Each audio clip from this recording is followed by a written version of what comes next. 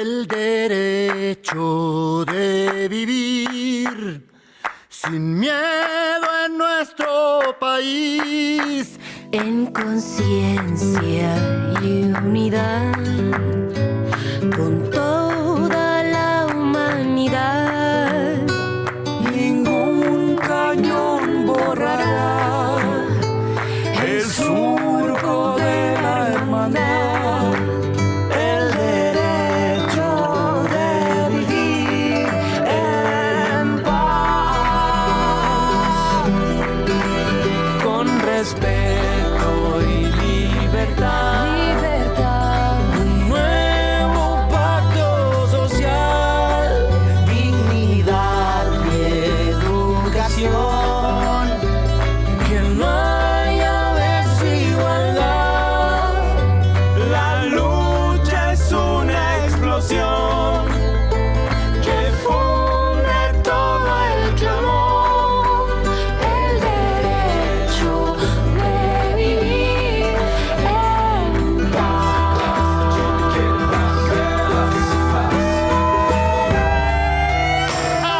Con respeto y libertad y un nuevo pacto social, que no haya desigualdad.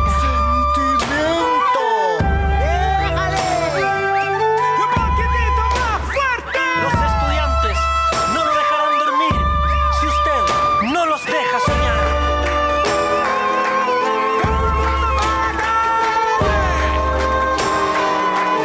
¡Vamos, vamos! ¡Este es el cambio! ¡Viva Chile, mierda!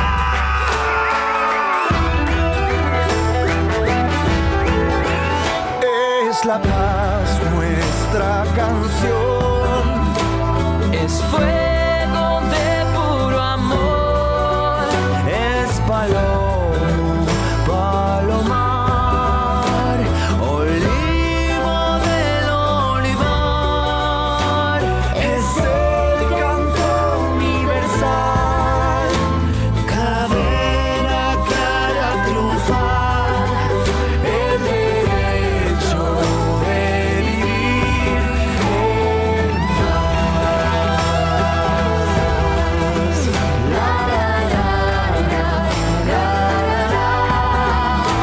La, la, la, la,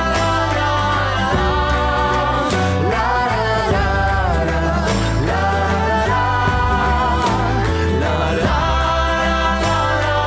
la, es el canto universal, cadena que hará triunfar el derecho de vivir en paz.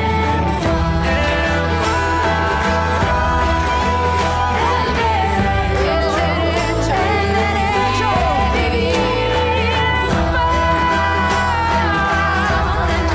paz.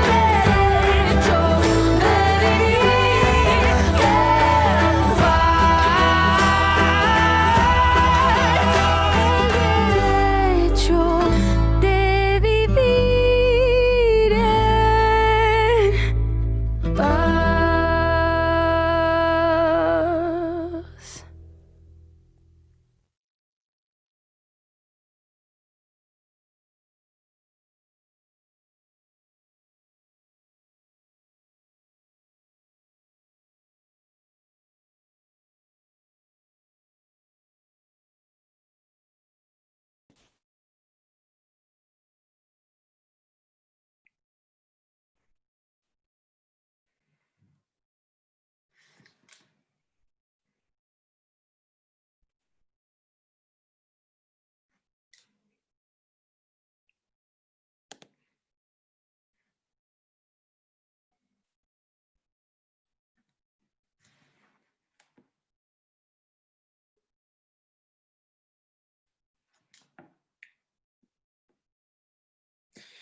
Buenas tardes a todas, a todos. Estamos en esta segunda versión de nuestro Congreso Internacional Virtual sobre el futuro de la cárcel tras la pandemia, organizado por las más de 20 organizaciones civiles del mundo civil y académico que forman parte de la Red Nacional de Cabildos Penitenciarios. El día de hoy, bueno, les queremos dar la bienvenida a esta actividad y en ese sentido comentarles desde ya que tenemos 3 paneles que van a estar muy, muy interesantes el día de hoy y que básicamente van a tratar el primero, el que viene ahora en unos minutos, en cuanto a el Estado y su relación con la cárcel, la función estatal, los altibajos que esta ha tenido históricamente, y para ello vamos a tener a un gran grupo de invitados nacionales y también internacionales. Luego vamos a pasar a un espacio de diálogos, tal como lo tuvimos la semana pasada, que pudimos ver las acciones de cultura y educación al interior de las unidades penales de Chile. Esta semana vamos a poder tener el lujo de ver las acciones de reinserción que se llevan a cabo en las unidades penales del país.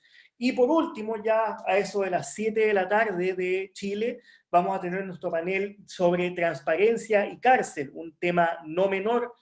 Todos sabemos que el mundo carcelario tiene cosas bastante de difícil acceso, información de difícil acceso para las familias, para los propios privados de libertad, para otras instituciones, y por eso también vamos a tener este importante panel para discutir respecto de tales circunstancias.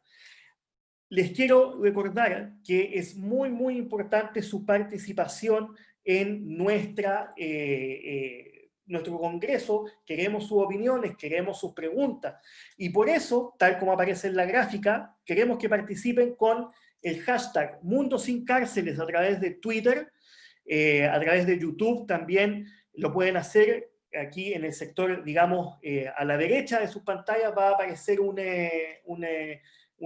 TL, digamos, para efecto de que vayan haciendo sus preguntas y vayan también interactuando con otras personas que ya están viendo nuestro seminario.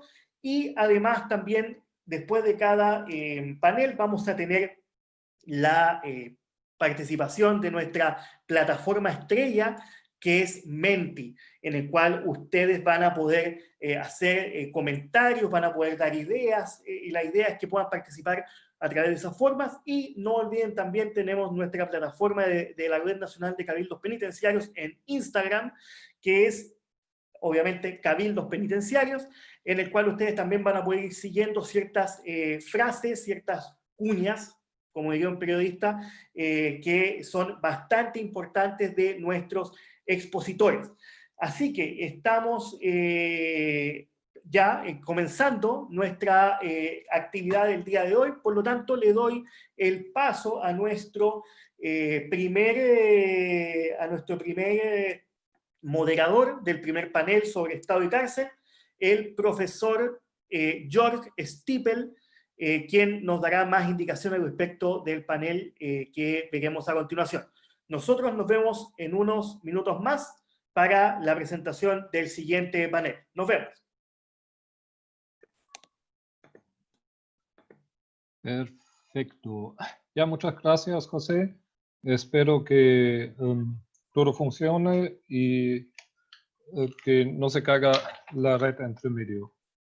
Muchas gracias por acompañarnos hoy en día en nuestra segunda jornada de nuestro congreso. Digamos, ustedes saben que comenzamos la semana pasada con 3 paneles. Hoy vamos a tener 3 paneles más y el próximo sábado vamos a volver a discutir sobre otras temáticas relacionadas también al tema carcelario y a la pandemia que ahora está atravesando y está pasando por el sistema. Estoy muy feliz de contar hoy día en este panel, que lo hemos llamado Estado y Cárcel, con la participación, por un lado, de Johannes Feest.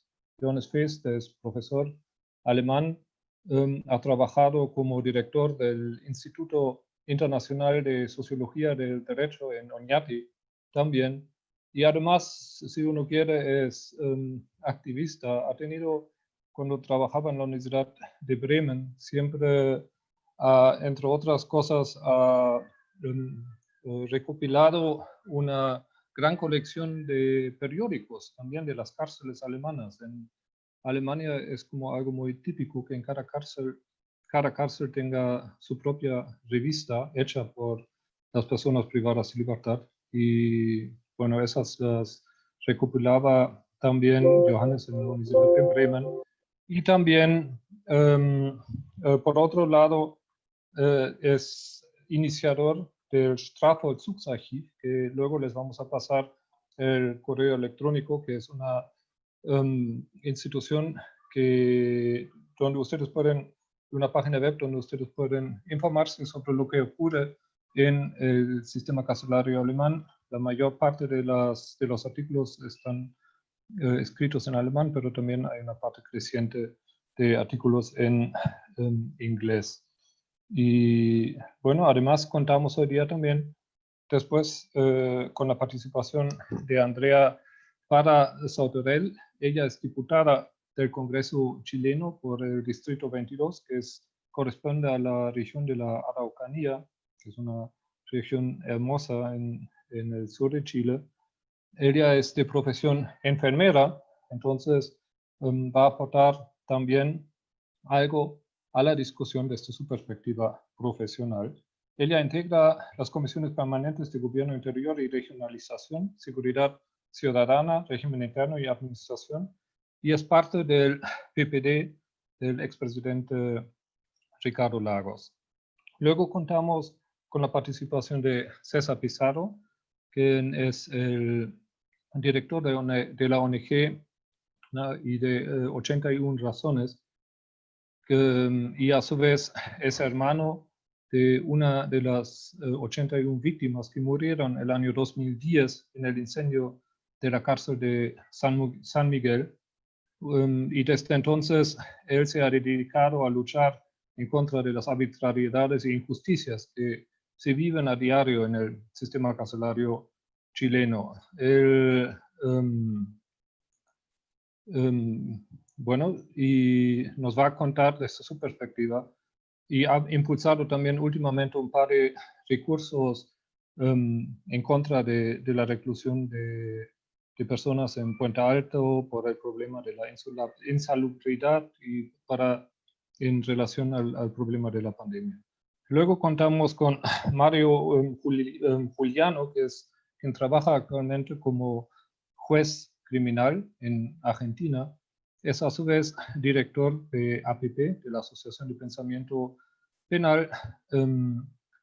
Ustedes saben que el APP Chile está coorganizando este congreso y a su vez APP Argentina nos está ayudando en la parte tecnológica de este congreso, así que estamos muy felices también de poder contar con la visión de Mario.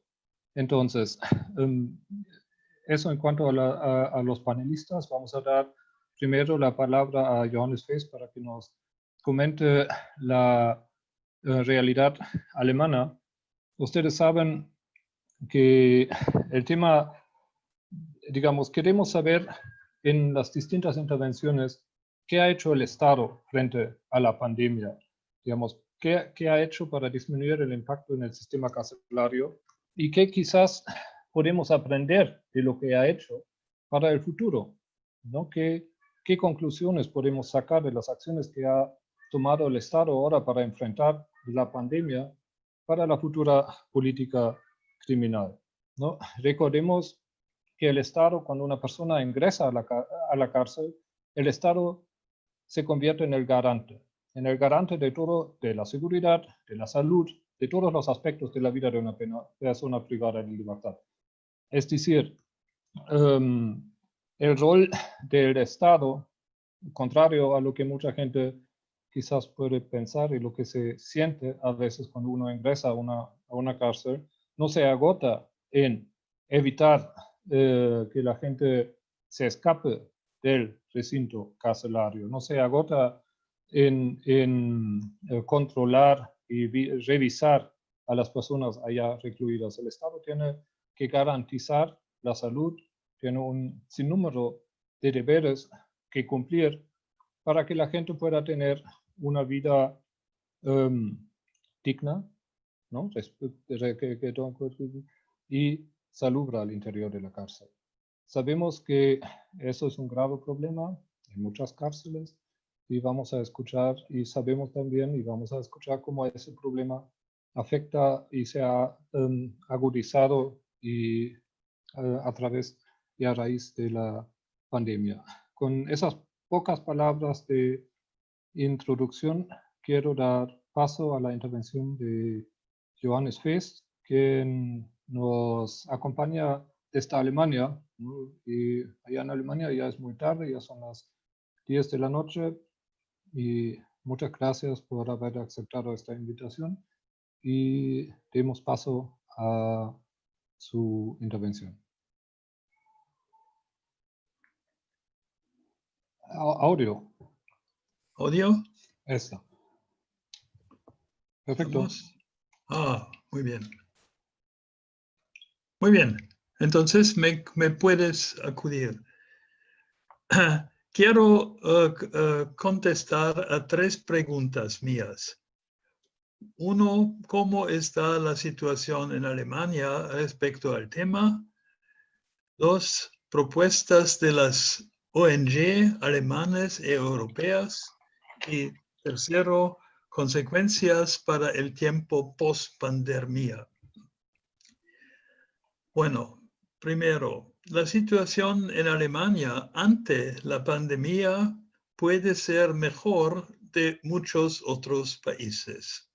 La normalización está empezando, pero se sabe muy poco sobre la situación dentro de las cárceles alemanas.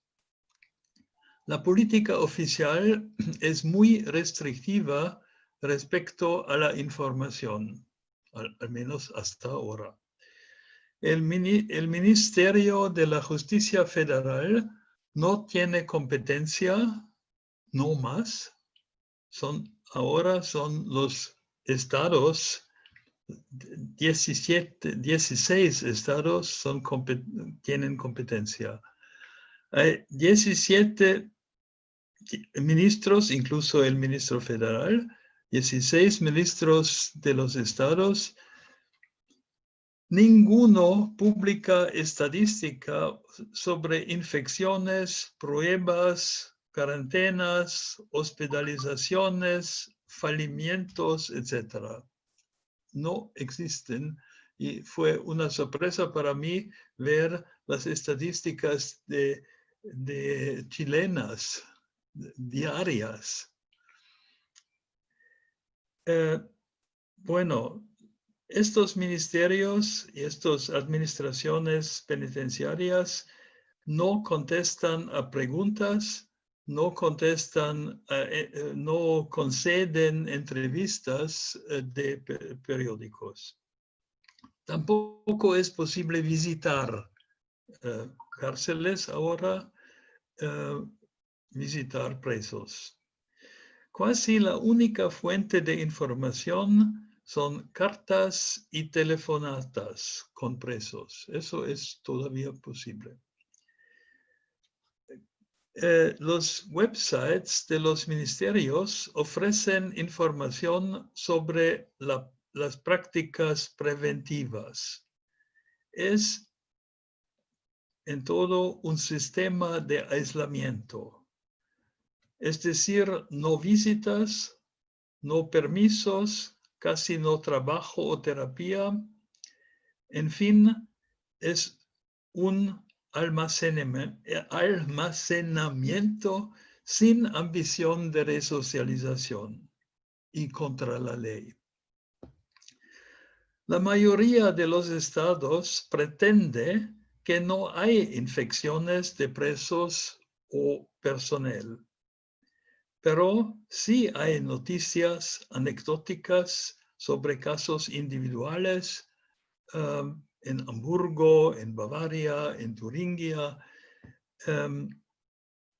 Eso puede leerse como éxito de las políticas vigentes o como resultado de no tomar pruebas sistemáticas. Entonces, eso es un breve tour de la situación en Alemania respecto a las cárceles. Para mí, antes de la pandemia fue fácil ir al cárcel y hablar con todos, pero ahora no. Segunda cuestión. Propuestas de las ONG. Hay buenas propuestas de los ONG de Alemania y de Europa, pero no existen ONGs especializadas al nivel nacional. Cabe destacar que mi organización y su sitio web juega un rol importante en el entorno de la pandemia. Existimos desde hace 40 años en constante correspondencia con presos en todos cárceles de Alemania. Publicamos con otras 7 organizaciones en marzo una carta abierta a los 16 ministros de Justicia y también a los de Salud, dado que, como he dicho, Alemania es un estado federal. La demanda principal fue suspender el cumplimiento de penas privativas de libertad para personas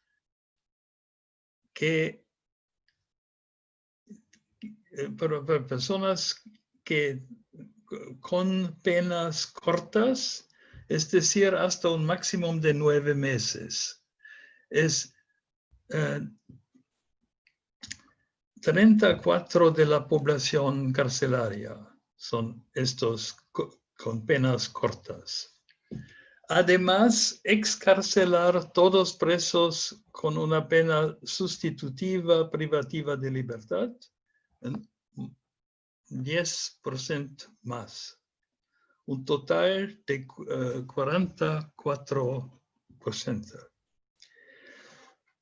Las administraciones penitenciarias han anunciado en su sitio web algunas decisiones en la misma dirección, pero con unas reducciones mucho menos y también con la condición que los excarcelados, una vez superada la pandemia, tienen que volver a cumplir su sentencia.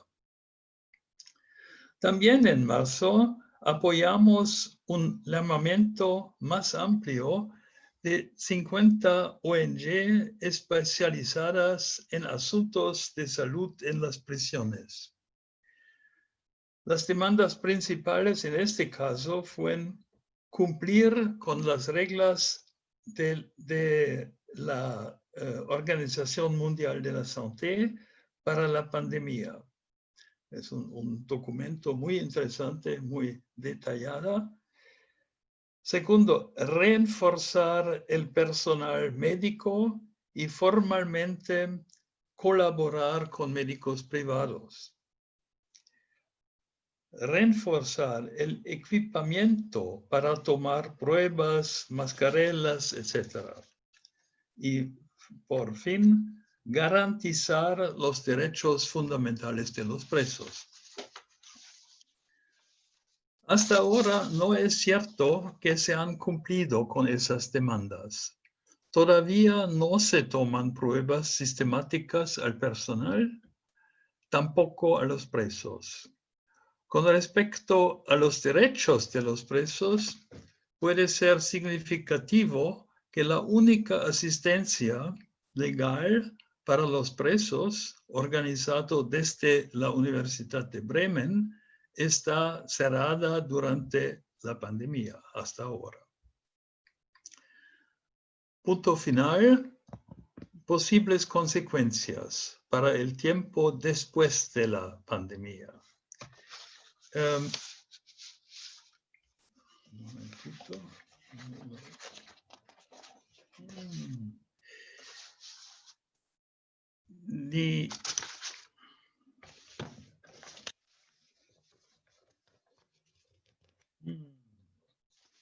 aquí. Claro que esta institución, el Carcel, es una institución obsoleta, pero tiene futuro. Pero será un futuro dudoso, un futurum inexactum, como dicen los romanos probablemente. Esperamos que la colaboración de las ONG de Alemania y Europa, estabilizado durante los últimos 3 meses, deviene una red estable. Tenemos que asegurar investigaciones empíricas sobre los resultados de las excarcelaciones. Eso es un punto muy importante para mí, y yo en Alemania siempre he demandado esto, hacer investigaciones sobre el éxito. Es probable que se puede que se puede en esta manera comprobar que no necesitamos prisiones para delitos semejantes. Mucha gente quiere, con mucha justificación, volver a la normalidad, pero no parece un objetivo válido para las prisiones. Muchas gracias.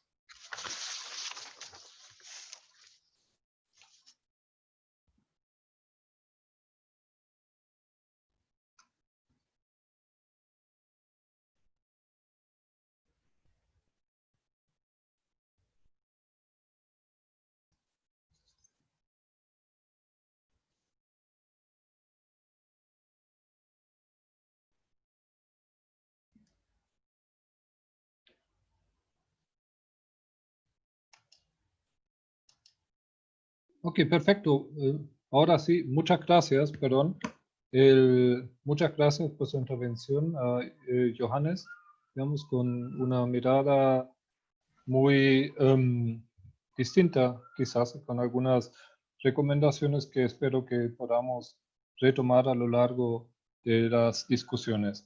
Ahora quisiera invitar a la diputada Andrea Parra para que nos pueda dar su visión de lo que ha hecho también el Estado chileno hasta ahora para enfrentar la crisis de la que causó la pandemia al interior del sistema carcelario y cuáles son sus propuestas hacia el futuro en este sentido.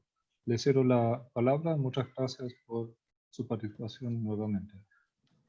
Diputada.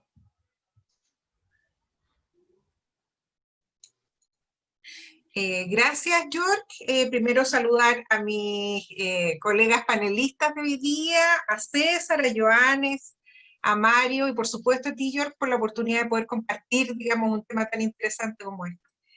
Sin duda, primero señalar en el contexto en que estamos, frente a una pandemia que está afectando a nivel mundial, donde particularmente en nuestro país, en términos sanitarios, ha habido un manejo ampliamente cuestionado. Estamos hoy día con cifras de contagio a nivel nacional importantísimas.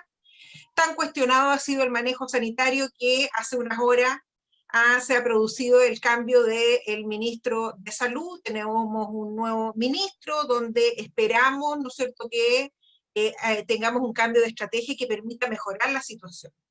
Si en el país hoy día es ese el contexto, imagínense entonces cuál es la situación hoy día en las cárceles. Bien saben muchos de los que nos escuchan que nuestro país se ha caracterizado por tener, digamos, una situación carcelaria muy compleja desde ya largo tiempo, particularmente porque tenemos recintos penitenciarios en muy malas condiciones, con importantes problemas en términos, ¿no es cierto?, de infraestructura, grandes problemas de hacinamiento, sobrepoblación importante y otras situaciones adicionales que sin duda saldrán en esta conversación, como por ejemplo el excesivo uso de las prisiones preventivas que hacen, ¿no es cierto?, que muchas personas estén largo tiempo en espera de su situación procesal. Históricamente los recintos penitenciarios han sido un lugar donde las enfermedades se transmiten con mayor facilidad dadas las condiciones de aislamiento y de hacinamiento. Por tanto, frente a una pandemia tan contagiosa como esta, esto se amplifica. Uno, sin duda, sabe ya en la evaluación de los últimos días, por lo menos tenemos una evaluación que yo manejo hasta el 9 de junio, que hoy día en Chile tenemos, bordeamos los 1000 contagiados en el sistema carcelario, que tenemos 3 fallecidos, y que esto probablemente también, ¿no es cierto?, tiene tiene aquel componente que ha tenido también el resto del país, probablemente un subdiagnóstico. Esto es lo que conocemos, son las cifras que conocemos oficialmente, pero probablemente, ¿no es cierto?, las cifras son muchísimo mayores. Lo que uno debiera pensar desde la perspectiva sanitaria y de manejo de políticas públicas es que en las cárceles debiéramos haber puesto el foco en el testeo, porque son centros de alto riesgo, en el aislamiento social y un sistema de atención de salud mejorado, cuestión que ha estado falente durante todo este tiempo. Sabemos que en las cárceles se está haciendo muy poco testeo, sabemos que el aislamiento social no se cumple y además sabemos que el acceso a la salud en condiciones de normalidad ya es precario. Gran parte de las cárceles no tienen centros de referencia hospitalarios o ni siquiera camas de salud al interior de los recintos. Y muchas veces incluso tienen dificultades para contar con atención médica. Se cuenta muchas veces con técnicos paramédicos o enfermeras, pero en escasa cantidad. Y de hecho, ha habido un consenso a nivel también internacional que frente a esta situación de pandemia hay que tomar ciertas medidas que cada país, digamos, adapta según su realidad, pero de alguna manera todos conversamos que hay que evaluar la clausura de centros penitenciarios, es necesario, ¿no es cierto?, evitar o negar visitas, es importante suspender las actividades habituales en los recintos penitenciarios, hay que hacer control de motines, hay que liberar prisioneros, hay que ajustar los tiempos de la sentencia, hay que reducir las detenciones preventivas y, por supuesto, facilitar la comunicación de los reos con sus familiares a través, ¿no es cierto?, de vías telefónicas controladas o videoconferencias. ¿Cuánto de ello ocurre hoy día? La verdad es que podríamos decir que bastante poco. Hemos visto en las últimas semanas una cantidad importante de motines en las cárceles. Vale mencionar lo que ha ocurrido, ¿no es cierto?, en la cárcel de Rancagua, en Santiago 1, en Colina 1, en Puente Alto, que han estado afectadas últimamente, ¿no es cierto?, por los motines. Y también, ¿no es cierto?, vale señalar que efectivamente yo diría que una de las medidas que más frecuentemente se ha tomado en las cárceles ha sido, ¿no es cierto?, la negación, más que negación, incluso de acuerdo con los propios presos, ¿no es cierto?, evitar las visitas. Sin embargo, los contagios han aumentado ostensiblemente y eso hace, ¿no es cierto?, que el gobierno presente una ley de indulto conmutativo que se dicta el 17 de abril, de manera, ¿no es cierto?, que pudiésemos efectivamente incurrir en una de las medidas que mencioné anteriormente, que era liberar prisioneros. Para estos efectos se toma en consideración que sean parte de un listado de delitos que no sean de alta connotación pública, que evidentemente se toman algunas condiciones de manera que, cumpliendo esos requisitos, efectivamente las personas puedan acceder a este beneficio. Como yo les contaba, sabemos que en Chile tenemos alrededor de 45.000 personas privadas de libertad en sistemas de régimen cerrado. Esta ley no estuvo exenta de dificultades en términos de su tramitación. una vez aprobado por el Ejecutivo en el Congreso, se ingresó un veto presidencial, además, porque hubo que reponer algunas disposiciones rechazadas inicialmente por los parlamentarios, que decían relación básicamente, ¿no es cierto?, con las consecuencias y sanciones para quienes no cumplieran con el arresto domiciliario que se proponía en esta ley, y también con agregar algunos otros delitos que no permitían que las personas accedieran a este beneficio. Es decir, básicamente lo que se agregó en el listado es la ley de control de armas, la asociación ilícita particularmente por narcotráfico y delitos en relación a violencia intrafamiliar. También esta ley, a su vez, produjo una gran controversia pública porque existieron 2 requerimientos presentados al Tribunal Constitucional que básicamente lo que hacían era criticar la exclusión de violadores de derechos humanos para esta ley de indulto conmutativo, que fueron presentados, ¿no es cierto?, el primero por senadores del oficialismo, y que fue presentado al Tribunal Constitucional, que fue que finalmente fracasa y pierde 7 votos contra 3 en los ministros del Tribunal Constitucional. Ese mismo día que presentaron los senadores oficialistas, un grupo de diputados también presentó un segundo requerimiento al Tribunal Constitucional que finalmente terminó siendo retirado, de manera que pudo acelerar la presentación de esta ley. La verdad, generó controversia porque sin duda en nuestro país hemos tenido una persistente acción de sectores políticos que siguen defendiendo y buscando excusas para liberar a violadores de derechos humanos. Primó el sentido común, primó, ¿no es cierto?, el comprender que estamos sin duda en una situación particular, pero eso no puede alcanzar a los criminales de lesa humanidad. Finalmente, también quisiera señalar que aun cuando esta ley se puso en práctica y logró hoy día sacar del sistema penal más de 1.300 personas, y en conjunto con la acción de la Defensoría Pública, que también ha revocado algunas medidas cautelares de prisión preventiva, se ha logrado sacar alrededor de 4.300 personas de las cárceles, sigue siendo un número muy pequeño, ni siquiera alcanza al 10% del total de la población penal. Ciertamente, lo que yo podría decir es que, en definitiva, seguimos teniendo y develando con mayor intensidad hoy día los eternos problemas del sistema penitenciario de Chile. Insisto, respecto de las condiciones precarias, respecto, ¿no es cierto?, de una cultura en nuestro país de todo delito hacerlo pagar su deuda con la justicia a través de la cárcel. Tenemos una gran deuda pendiente, creo yo, en el ámbito legislativo. En general, hay muy pocas mociones de ley en relación al sistema carcelario, su mejoramiento y perfeccionamiento. Los distintos ejecutivos a través del tiempo también han sido poco productores de leyes en ese sentido. Suelen no ser urgencia ni prioridad para los gobiernos, y por eso seguimos teniendo la misma problemática eterna de siempre.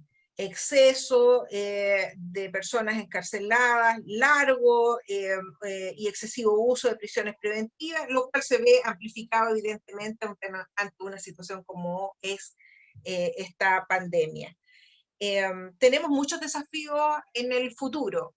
Sin embargo, creo que uno de los grandes desafíos es hoy día pensar en temas que han estado discutiéndose, pero que finalmente nunca se transforman en proyectos de ley, como por ejemplo, ¿no es cierto?, la ejecución de pena, la falta particularmente de un tribunal de ejecución de pena, el regular las prisiones preventivas, pensar también, ¿no es cierto?, en la situación de las mujeres que hoy día están presas, que esta ley de indulto permitió, ¿no es cierto?, también sacar, ahí hay una situación particular que sería digno de analizar, son alrededor de 3.500 mujeres hoy día que tenemos en el sistema penitenciario, y que la mayoría están detenidas producto, ¿no es cierto?, de delitos de tráfico, de microtráfico, la mayoría son jefas de hogar, y dicen relación más bien con una problemática social, que ahí hay un tema, ¿no es cierto?, que se ha abordado muy mal, creo yo, desde la perspectiva, ¿no es cierto?, de los centros penitenciarios. Son muchos los desafíos, pero también, digámoslo, cuesta muchas veces poner de acuerdo al mundo más técnico en estas áreas. Se conversan mucho, estas reformas no son fáciles, pero creo que estamos al pendiente de esto. Mi temor y mi gran preocupación es que la situación actual de las cárceles, sin duda, las constituyen como un lugar de altísimo riesgo. Probablemente las cifras oficiales que tenemos hoy día están absolutamente subdiagnosticadas, probablemente el nivel de contagio es muy menor, es muy menor en términos, ¿no es cierto?, de cifras oficiales, pero bastante mayor en términos de cifras reales. Y me temo que sí, en el mundo externo a las cárceles tenemos una situación crítica como la que tenemos hoy día, particularmente en la región metropolitana, sin duda en las cárceles esta situación debe ser aún peor.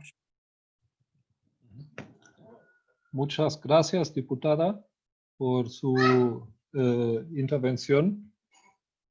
¿Ya se me escucha? José. Ah, ya, perfecto. Muchas gracias, diputada, por su intervención.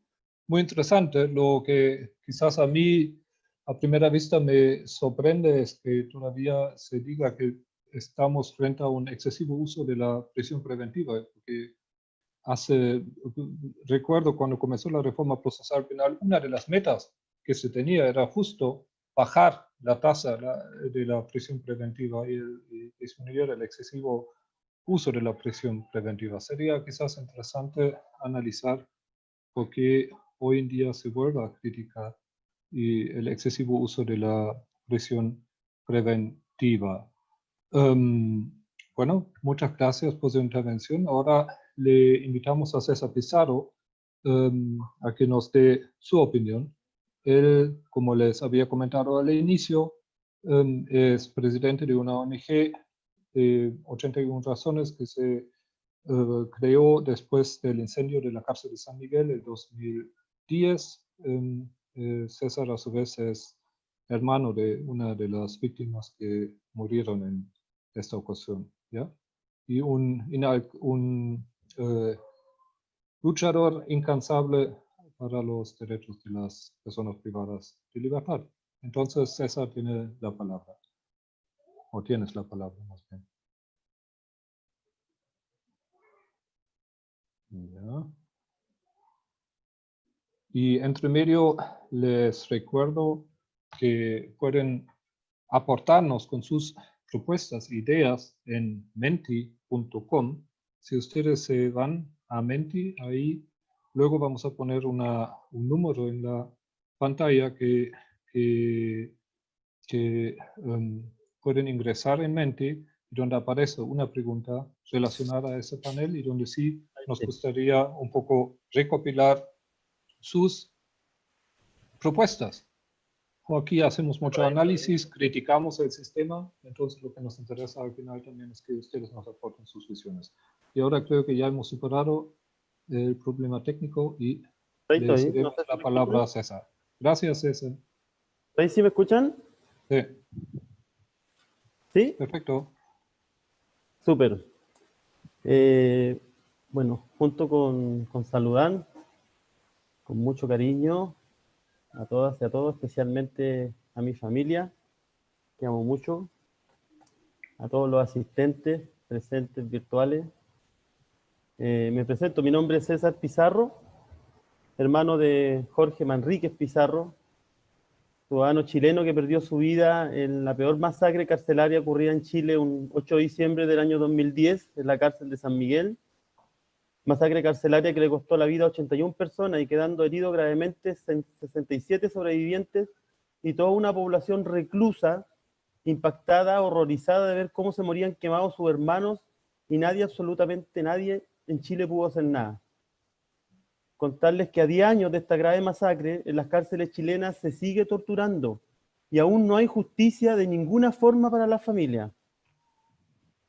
Por decisión propia mía, personal, me tomé la libertad de buscar justicia por mi hermano y de las demás personas muertas en aquella masacre, organizando junto a más familias y creando la ONG 81 Razones, la cual a la fecha de hoy, junto al Observatorio Social Penitenciario y otras organizaciones, se han transformado en emblemas de lucha carcelarias y anticarcelarias por todo el país, y donde se necesita ayuda y orientación respecto a violaciones sistemáticas de los derechos humanos de las personas privadas de libertad cometidas por el Estado y su institución de Gendarmería de Chile, estamos nosotros siempre presentes.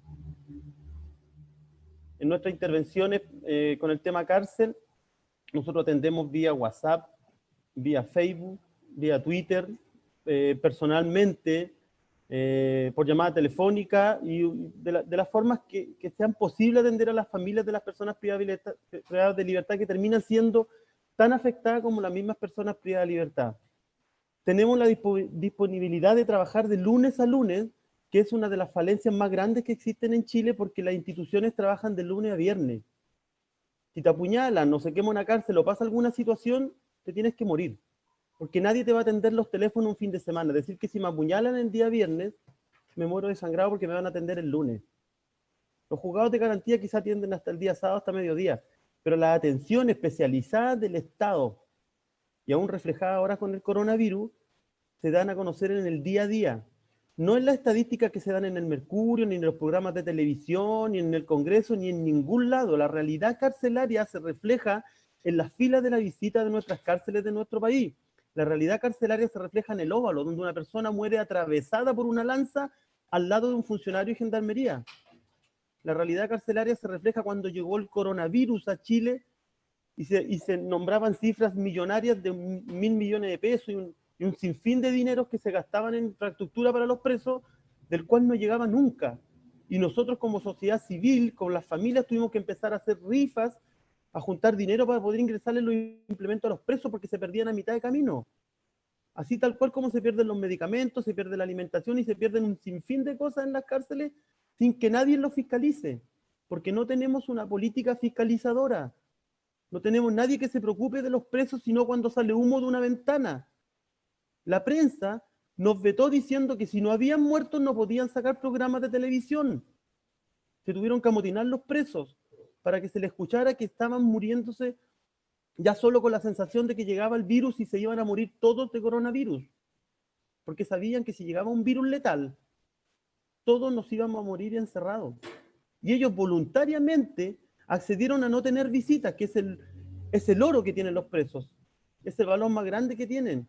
A pesar de vivir en decadencia, que sea la visita de su Sagrada Madre, de su esposa, de sus hijos. Ellos se privaron de no tener visita.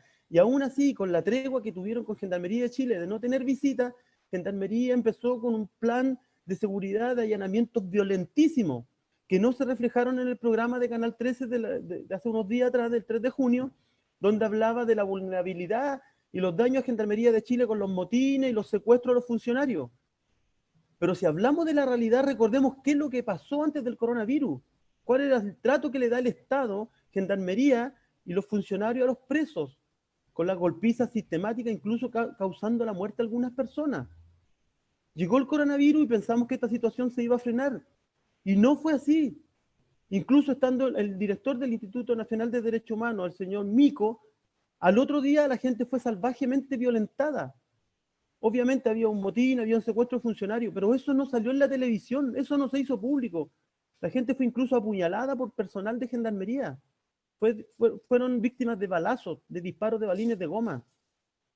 Fueron trasladados de la cárcel de origen, llegando a Valdivia, llegando a Puerto Montt, llegando a Arica, gente que vive en Santiago, gente trasladada que no se le hizo el PCR, los exámenes preventivos. Y extrañamente Gendarmería desparramó el virus por todo Chile, llegando el virus a cárceles del sur, a cárceles del norte, cuando el virus no existía en esos recintos penales. Siendo que nosotros le habíamos dicho, las cárceles se tienen que cerrar. No tiene que ingresar nadie, ni salir nadie. Incluso los presos estaban dispuestos a no salir con beneficios, porque sabía que podían salir con beneficios y llevar el virus a sus casas. El coronavirus solo llegó para dejar en claro y demostrar que como país, como sociedad, instituciones, no estábamos ni estamos para nada preparados para enfrentar una situación de la gravedad de una pandemia a nivel mundial, dejando al descubierto las innumerables falencias que se cometen en Chile a diario durante toda su historia carcelaria con las personas que deben cuidar, custodiar y ayudar en sus procesos restaurativos de reinserción social. Como ONG 81 Razones y Observatorio Social Penitenciario apenas supimos que se nos podía venir el virus encima y el peligro y gravedad de que entrara a las cárceles chilenas, intentamos de inmediato ayudar y colaborar con ideas y opiniones, las cuales lamentablemente no fueron tomadas en cuenta por el Director Nacional de Gendarmería ni por el Ministro de Justicia, ni se le dio la seriedad al caso con las consecuencias que hoy se reflejan y son evidentes en muchas cárceles del país. Si se han evitado motines y hechos sangrientos ha sido porque la sociedad civil ha metido su mano, su corazón y sus pensamientos con los presos, y nos hemos dado el trabajo enorme de atenderlos de lunes a lunes, aconsejándolos que no se quemen vivos, que no se maten, que no se amotinen, porque sabemos que los únicos muertos van a ser los presos. Cárceles completamente hacinadas, infraestructuras decadentes al borde del colapso, tratamiento directo del personal de gendarmería en completa indolencia y con la falta de respeto, carisma, profesionalismo, empatía, humanidad y cordialidad con nuestros usuarios, que son las personas privadas de libertad. Si antes del coronavirus el problema carcelario en Chile era un caos, con el virus la situación estuvo casi al borde de una explosión total carcelaria. El Estado chileno, junto con Gendarmería de Chile, anunciaba y pronunciaba hermosas medidas de seguridad y prevenciones para evitar los contagios en los penales. Pero la realidad es otra, la cual a la fecha no se ha dado a conocer ni por la prensa ni por las mismas autoridades que administran las cárceles. Se invirtieron millones de pesos y de dólares en implementos, los cuales no alcanzaban a llegar ni el 10% a la mano de las personas privadas de libertad, teniendo que nosotros mismos reunir dinero junto a sus familias para comprar e ingresar estos productos como mascarilla, cloro, alcohol gel, el cual extrañamente a veces afuera de la visita no se dejaba ingresar. Como sociedad civil tuvimos que comenzar a denunciar estas graves situaciones a los juzgados de garantía y a las cortes de apelaciones, ya que las cárceles comenzaron a explotar en situaciones de violencia, tanto por parte de las personas privadas de libertad que veían llegar la muerte a sus lugares de hábitat y la violencia de vuelta de la mano de la institución, los cuales aún dentro de la tregua que intentaron realizar los internos comenzaron a trasladar a cientos de kilómetros de sus hogares a los internos, con los daños psicológicos colaterales que significa para ellos ser separados de sus familias, más en esta grave situación que se vive en el país, con las consecuencias del virus. Mencionar que uno de los casos emblemáticos dentro del COVID-19 en las cárceles fue la presentación de una cautela de garantía al Juzgado de Garantía de Puente Alto, donde como organización solicitamos el cierre definitivo de este recinto penal, porque a la fecha de hoy no cumple con ningún estándar nacional e internacional para que personas vivan y habiten en ese lugar. Ojo con eso, este recinto penal no cumple con ningún estándar. Preguntamos por él, el encargado de urbanismo o de la municipalidad, y no tienen idea, no tienen conocimiento, jamás han fiscalizado la cárcel, jamás han sentido el olor de la cárcel, jamás han revisado las redes húmedas y redes secas, aún sabiendo que esa cárcel está construida semejante con la cárcel de San Miguel, que si se quema Puente Alto, que se evitó un incendio porque nosotros pedimos por favor que no la prendieran, va a morir una torre completa, porque no van a abrir la puerta. Lamentablemente, y a pesar que el señor juez de garantía del tribunal dio lugar a nuestra cautela presentada, ofició a diferentes puntos y peticiones a organismos del Estado, como al Ministerio de Salud y al Ministro de Justicia, los cuales desconocieron la realidad carcelaria de Chile e incluso la cárcel de Puente Alto, y le bajaron el perfil a la situación diciendo que prácticamente estaba todo bien y tenían todo bajo control. Luego de eso hicimos una nueva presentación al Juzgado de Garantía con un escrito llamado Téngase Presente, dando nuevos antecedentes pidiendo el pronunciamiento de la municipalidad y de diferentes organismos, el cual fue rechazado por el juez de garantía, diciéndome a mí en lo personal que quién era yo para hacer un téngase presente si yo no soy abogado y tampoco soy parte en la causa. Extrañamente sí dio lugar a mi presentación de cautela de garantía, pero después me dice que no me puedo meter a la causa, siendo que la causa se llama César Pizarro, cárcel de Puente Alto. Y yo di inicio a la solicitud de cautela de garantía. Me dejó abajo de la mesa, siendo que yo inicié la solicitud. Y él, como juez de garantía o como algún juez de visita o un ministro de visita a cárcel, en todos estos años, desde el año 82, 83, que se inició la cárcel de Puente Alto, ¿cómo nadie se va a dar cuenta que ese recinto, esa infraestructura, no estaba hecha para que la gente viviera dentro? ¿Cuántos alcaides pasaron por ese recinto penal? ¿Cuántos ministros de justicia? ¿Cuánto INDH? ¿Cuántos abogados de la Defensoría Penal? ¿Cuántas organizaciones de la sociedad civil? Y nadie había pedido que esa cárcel se cierre.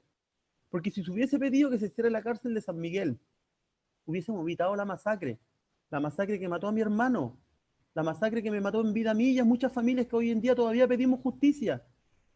Quizás la única justicia que habíamos podido tener es que las cárceles mejoraran en cierto sentido y el Estado chileno tratara a los presos con dignidad en memoria de estos 81 presos que se nos murieron. Pero aún ni así se terminaron las torturas en Chile. Por último, por respeto por la gente que se les murió en sus manos. Cambiar el chip carcelario, anticarcelario y empezar a enseñar a poder tratar con personas que cometen delitos, que todos sabemos que son solamente personas pobres, las que están en las cloacas carcelarias. Porque si soy rico y me voy preso, me voy a Capitán Llávar, no a la Penny. No me voy a morir de hambre ni a comer comida congelada en una cárcel concesionada que gana millones de dólares. Mencionar que en plena pandemia seguimos denunciando graves atropellos a los derechos humanos de las personas privadas de libertad ocurría en la misma cárcel de Puente Alto, en la cárcel de Colina 2, módulo 14 de imputados y en el módulo 3 de condenados. Y hace poco en la cárcel de Colina 1, un caso de público conocimiento. En todos estos casos, muchos presos fueron golpeados, torturados y trasladados sin ningún protocolo de seguridad personal ni de sanidad, incluso saliendo algunos a pies pelados, dejándolo a todos fuera de sus lugares de origen. Pasó algo similar en el penal del Manzano hace pocos días, en la sección femenina, donde la gendarme extrañamente, después de haber una visita donde las familias con esfuerzo ingresan sus alimentos, les destruyeron todas sus piezas, destruyeron sus alimentos y los tiraron al suelo. Esa denuncia se hizo pública y al hacer pública la denuncia por un video y por una nota de prensa, siguieron siendo amenazadas las internas. Las ONG de la sociedad civil, 81 razones, Observatorio Social Penitenciario y nuestros diferentes colegas a nivel país, seguimos denunciando día a día las violaciones a los derechos humanos que se siguen cometiendo en las cárceles. No importando al Estado la vida de sus presos, como tampoco les importó la vida de nuestros 81 hermanos en la cárcel de San Miguel, los cuales a la fecha de 10 años aún no tenemos justicia. Si el coronavirus comienza con una letalidad total, nos vamos a morir todos en las cárceles porque no van a tener la humanidad ni la empatía de abrirnos los candados para que por último podamos morir en nuestras casas. Muchas gracias a todos, con mucho cariño, 81 razones por luchar.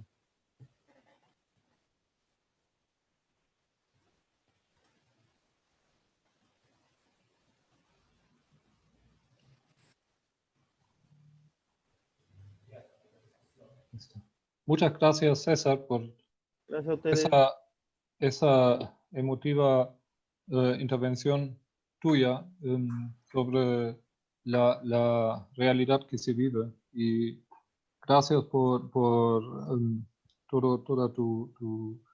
los insumos que nos entregaste y por la labor que haces en el intento de que no vuelva a pasar nada que no vuelva a morir nadie en el sistema carcelario chileno. Y yo sé que, por ejemplo, en el recurso de Puente Alto, digamos, ustedes también reclamaron que no se han cumplido con ninguna de las normas de construcción y urbanismo, ¿no? Lo raro es que se trata de una cárcel, es un edificio público, y parece que allá justo las normas públicas no se aplican. No se hacen las fiscalizaciones necesarias ni nada, sino se puede ocupar la cárcel sin cumplir con las normas de construcción y sanidad que tienen que cumplir el resto de la ciudadanía. Muchas gracias, y ahora quisiéramos escuchar todavía la intervención de Mario Juliano, que es juez del crimen de Argentina y a su vez es el director de APP Argentina, que es una de las organizaciones coorganizadoras, digamos, el brazo chileno de APP de este evento. Y muchas gracias, Mario, por aceptar nuestra invitación, y te cedo la palabra. Bueno. Muchas gracias, George. Mi afectuoso saludo a todas las personas que están siguiendo esta actividad. El saludo a la distancia, y no quiero olvidar mencionar que desde ya adhiero al hashtag de la actividad por un mundo sin cárceles. Pero lo cierto y lo concreto es que a las puertas de nuestras ciudades tenemos cárceles y tenemos que ver qué es lo que hacemos con estos fenómenos. Hablar del sistema penitenciario en la Argentina es un tanto complejo porque, al igual que Alemania, y como ustedes saben, es un país federal.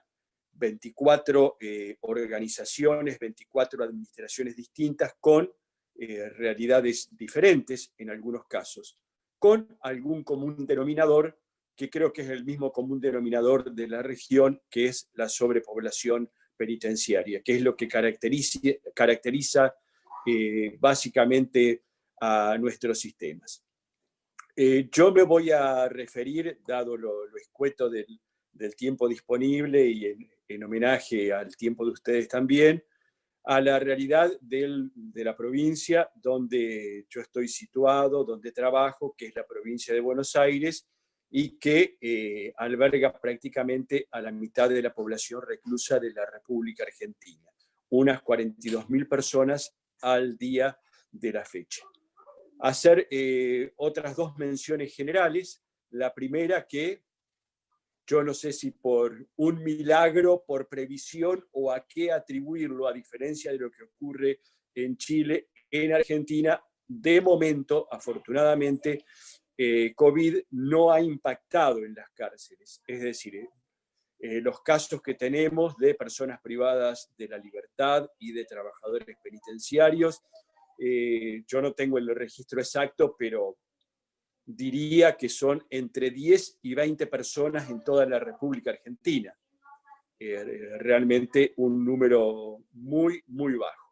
Insisto, no sé si esto debemos atribuirlo a un milagro o a las previsiones y a los recaudos que se han tomado y básicamente vinculados con el aislamiento. El otro punto, que era un poco parte de la propuesta, decir que en la provincia de Buenos Aires, fundamentalmente, que es la principal expresión penitenciaria en la Argentina, se ha observado un moderado descarcelamiento que ya venía de antes de la pandemia, donde los principales tribunales de la provincia de Buenos Aires, la Casación, la Corte Provincial bonaerense, habían hecho enérgicos reclamos a juezas y jueces penales para analizar el indiscriminado encarcelamiento y ver si esto se podía realmente morigerar en los casos donde no estaba justificado de ninguna manera tener personas privadas de la libertad. Es así que a comienzos de este año de 2020 comienza a producirse un proceso de descarcelación que porcentualmente es moderado, digamos, porque bueno, llegó a un 7% aproximadamente, pero que un 7% son más de 2.000 personas, entre 2.500 y 3.000 personas aproximadamente, que salieron de las cárceles, con motivo de la sobrepoblación y con motivo de la pandemia. Luego se produce en la Argentina un fuerte debate público vinculado con algunas prisiones domiciliarias que, bueno, a juicio de algún sector de la opinión pública eran indebidas. Hubo un fuerte debate y este proceso de descarcelación se ha, digamos, atenuado, se ha disminuido, pero por suerte no se ha aumentado la población penitenciaria. Este es el panorama rápidamente dicho en la Argentina y particularmente en la provincia de Buenos Aires.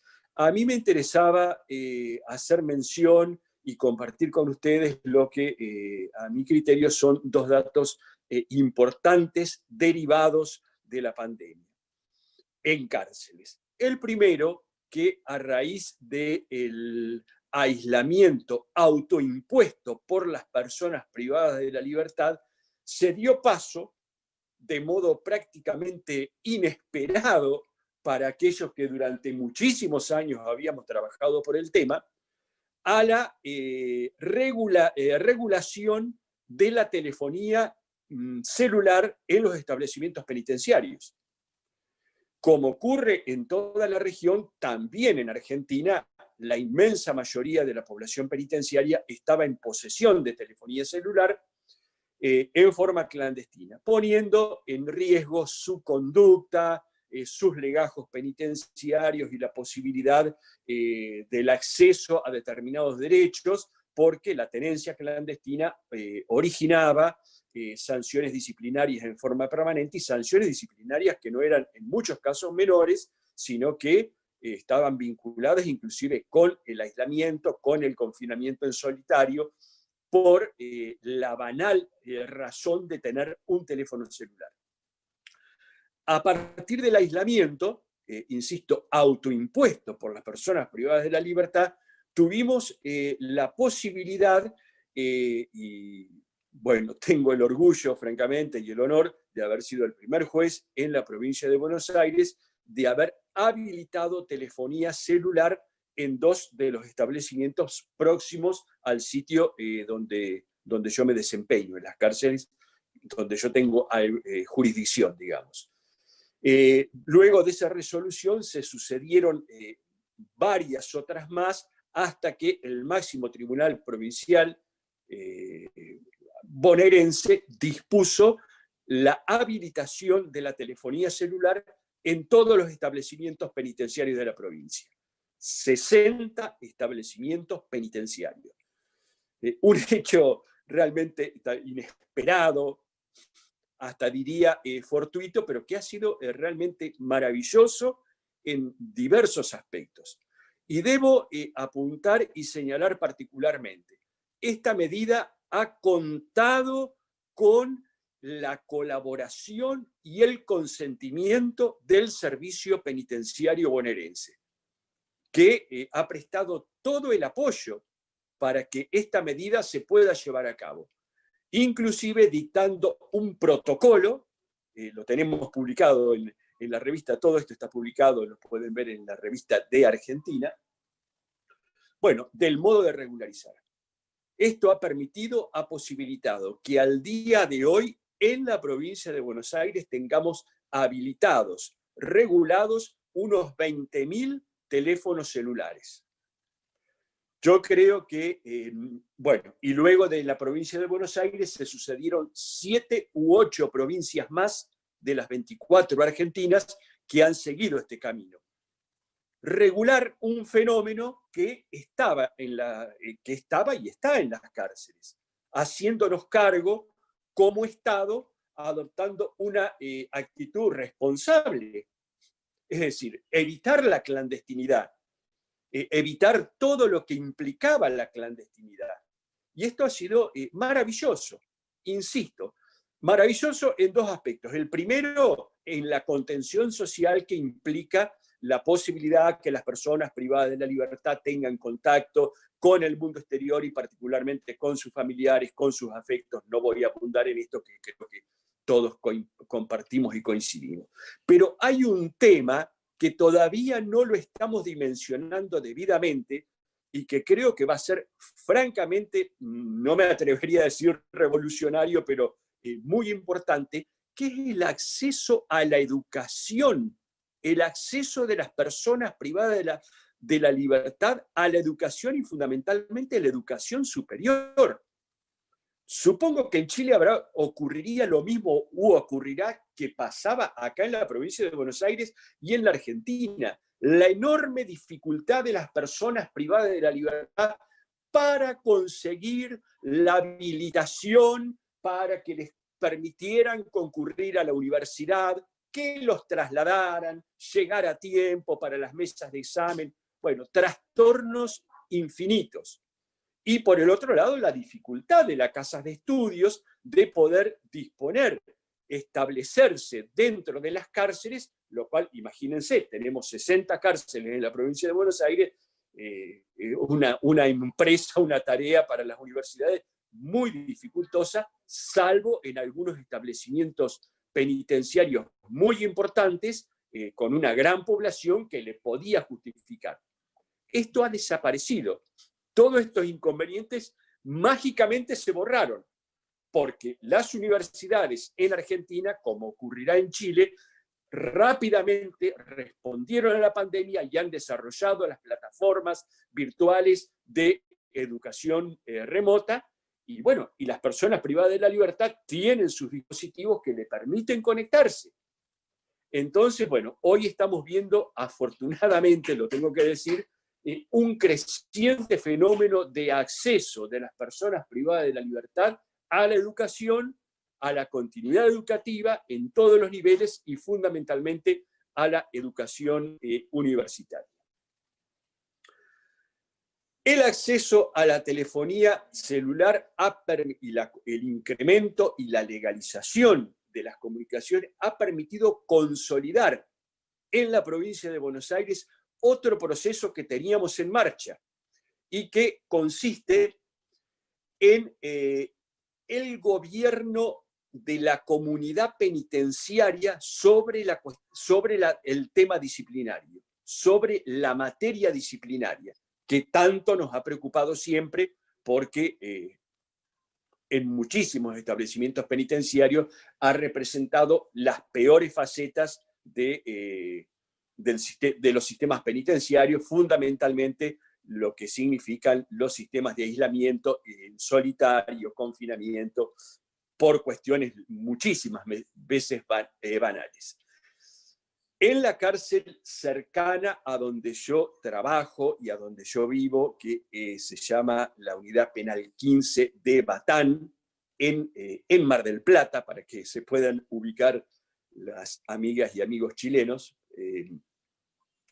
un establecimiento que tiene hoy aproximadamente entre 1.200 y 1.300 personas privadas de la libertad, y sobre la base de un cambio de estrategia que tuvimos como ONG para permitirnos, darnos la posibilidad de entablar un diálogo con los servicios penitenciarios e identificar a aquellas personas que, por supuesto, desde ya, que estaban dispuestas a sumarse a un proceso de transformación de un sistema que evidentemente no funciona. Logramos establecer comités de prevención y solución de conflictos, que son los encargados de administrar la conflictiva cotidiana de un establecimiento, de un barrio, de un pueblito de 1.300 personas, administrarlo bajo las reglas de la justicia restaurativa. Administrar la conflictividad del establecimiento bajo reglas de justicia restaurativa ha hecho virtualmente desaparecer el sistema disciplinario sancionatorio. Es decir, con todo lo que esto significa, la búsqueda de la pacificación, la búsqueda de la convivencia y en insisto, un organismo político administrado e integrado por la comunidad penitenciaria. Y cuando hablo de la comunidad penitenciaria, estoy hablando de los funcionarios penitenciarios, de las personas privadas de la libertad, funcionarios judiciales, como es el caso mío, y diversos integrantes que atraviesan la realidad carcelaria, como es la religión, en sus distintas vertientes, la educación, la cultura, bueno, las ONG, por supuesto, claro que sí, las ONG, la universidad, todos integrando este comité, que no se ha agotado en la cuestión disciplinaria, sino que sobre la base de esta mesa de diálogo horizontal, deliberativa y participativa, comienza a tomar intervención en otras cuestiones de la vida cotidiana de un establecimiento, como por ejemplo ver de qué modo mejoramos el sistema de visitas, facilitar. Hoy no hay visitas, ¿no? Pero de todos modos siguen concurriendo los familiares para llevar bultos, alimentos, las cosas que puede necesitar una persona privada de la libertad. ¿Cómo le facilitamos la vida a estas personas y fundamentalmente las sacrificadas mujeres, madres, esposas, hijas que tienen que trasladarse cargadas de bulto? Bueno, que este trámite les resulte sencillo, les resulte rápido, no estén expuestas a las inclemencias climáticas. Este comité que les estoy hablando está trabajando en algunas otras cuestiones sensibles de la vida cotidiana, como por ejemplo el sistema de requisas. En este preciso momento hay una comisión integrada por personas privadas de la libertad y personal penitenciario que están elaborando un protocolo para poder reglamentar el sistema de requisas que no sea vejatorio, que no sea atentatorio de la dignidad de las personas. Bueno, cosas elementales de sentido común, que creo que no las podríamos perder de vista nunca, las tendríamos que perder. Y quiero también hacerles una invitación, aprovechar la ocasión. Por primera vez en la Argentina, y debo decirlo, siguiendo el ejemplo de Punta de Rieles en Uruguay, por primera vez en Argentina, el 25 de junio a las 10:30 horas de la República Argentina, Batán va a rendir cuentas a la comunidad penitenciaria y a la comunidad en general, a través de redes sociales.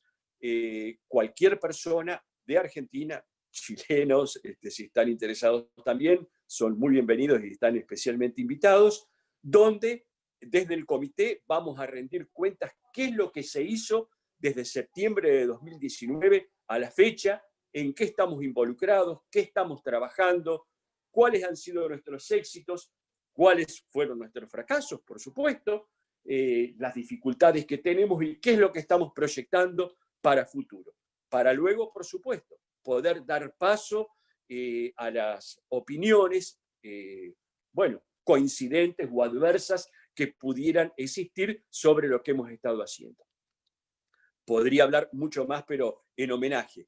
Lo que sí quiero señalarles que sobre la base de este diálogo y este cambio de estrategia que tuvimos como ONG respecto del servicio penitenciario, hoy hay una clara política en la provincia de Buenos Aires y existe la expresa decisión de llevar este mecanismo de gestión de la conflictividad a todas las cárceles de la provincia de Buenos Aires. Hoy, no me acuerdo qué día es, 13, 14 de junio, tenemos en 10 de las 60 cárceles establecidos los comités, en 10 de las 60 cárceles, lo cual me parece que nos está hablando de una expectativa, una razonable y optimista expectativa que tenemos de tratar realmente de cambiar las reglas de convivencia, generar dentro de los establecimientos un gobierno un poco más democrático, un poco más horizontal, donde los servicios penitenciarios, lejos de perder autoridad, estamos convencidos que van a ganar en legitimidad, porque va a ser una autoridad conseguida en base al consenso. Bueno, queridas, queridos, esto es de momento y en apretada síntesis. Les agradezco.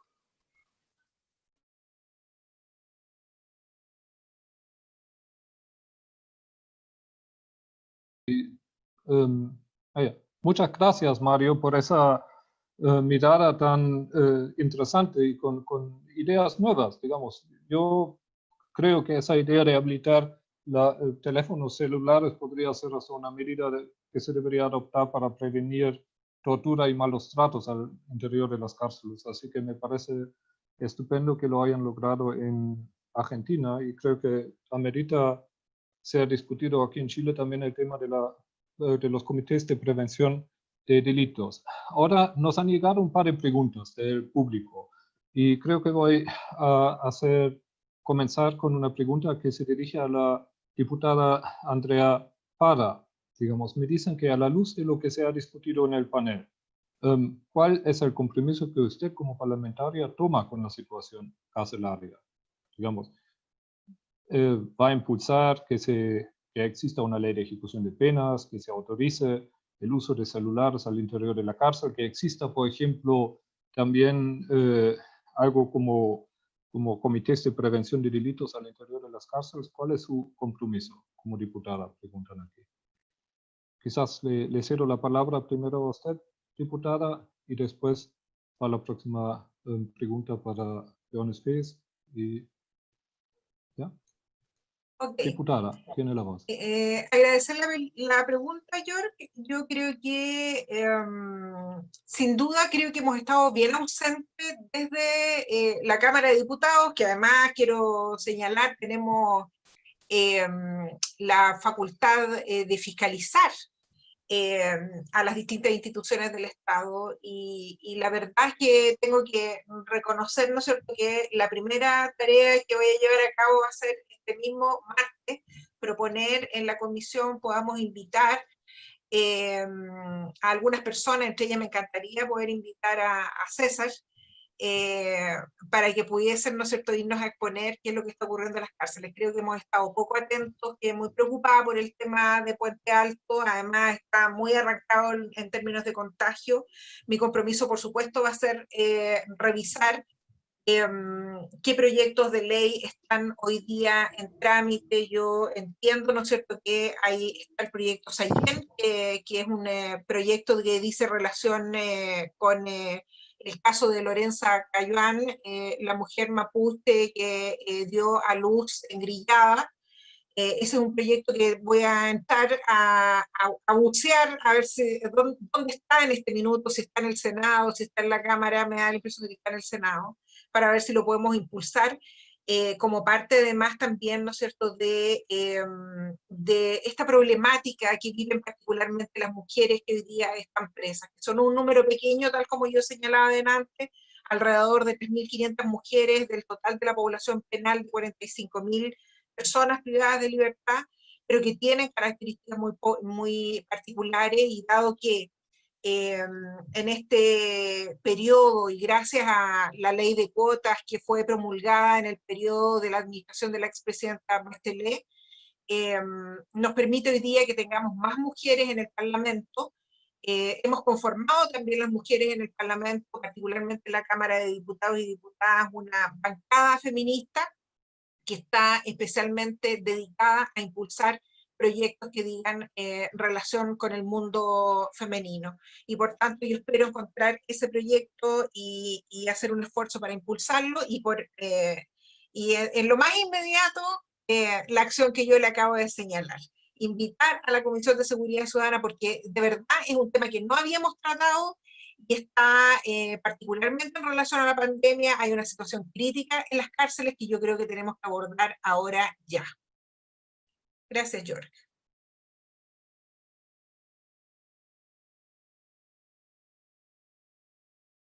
Muchas gracias, diputada. Muchas gracias por ese compromiso. Quizás vamos a ver quiénes le tocan luego la puerta para que ayude a cambiar algo de las bases legales en el ámbito carcelario. Aquí hay una pregunta. Muchas gracias por su compromiso. Aquí hay una pregunta para Johannes Fees. Aquí quieren saber si existen en Alemania detenidos preventivos, los delitos por los que se detiene preventivamente y los porcentajes de estos delitos. Y además, quisieran saber si presos pueden usar el Internet en las cárceles en Alemania, y qué tipo de presos pueden usar el Internet.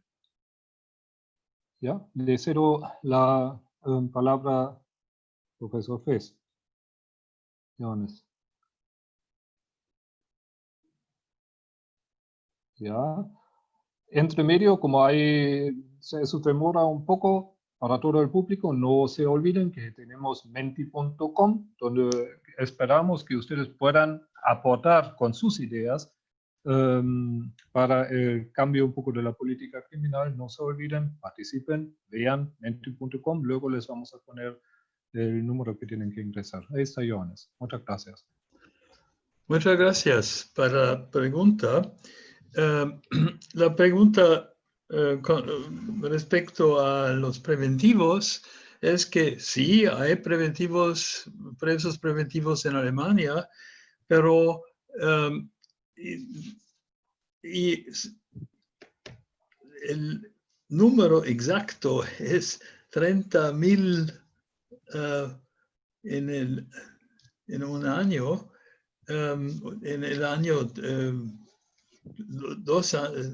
hace 2 años, y es un número, el número de los presos,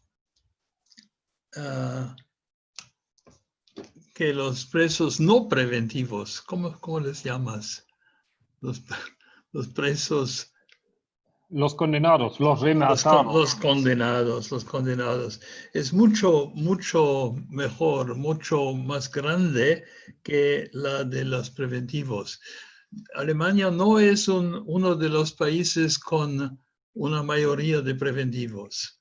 Es siempre una minoría, es siempre algo de 20%, 15, 20, a veces 25%. Los delitos, la gran parte de delitos son delitos contra la propiedad.